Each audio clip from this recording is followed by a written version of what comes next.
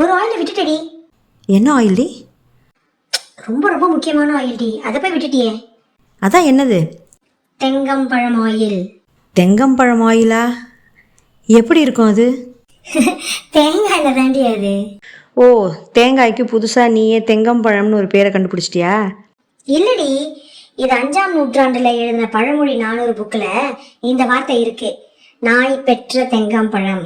அதான்டி நம்ம அம்மாலாம் நம்மளை சும்மா திட்டும் போது அடிக்கடி சொல்லுவாங்களே, நாய் கையில் கிடைச்ச தேங்காய் மாதிரின்னு. அந்த பழமொழி தாண்டி இது. ஓ சூப்பர் டி, இன்று ஒரு தகவல் மாதிரி இருக்கு.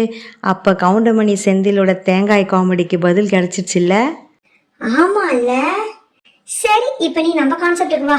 தேங்காய் தானே, அது சேச்சுரேட்டட் ஃபேட் தான். அது எப்படி சேச்சுரேட்டட் ஆகும்? அதுவும் லிக்விடாக தானே இருக்கும். ஆமாடி, ஆனால் பியூர் தேங்காய் எண்ணெய் வின்டர் சீசனில் சாலிடாக மாறிடும். ஸோ அது சேச்சுரேட்டட் ஃபேட் தான். ஓ, அப்போ தேங்காய் எண்ணெய் கொலஸ்ட்ராலை இன்க்ரீஸ் பண்ணும், கரெக்டா? ஹே, நீ இன்னொரு என்ன கூட மறந்துட்டடி. என்னதுடி? அதான்டி நம்ம ரேஷன் கடையில் கொடுப்பாங்களே பாம் ஆயில்.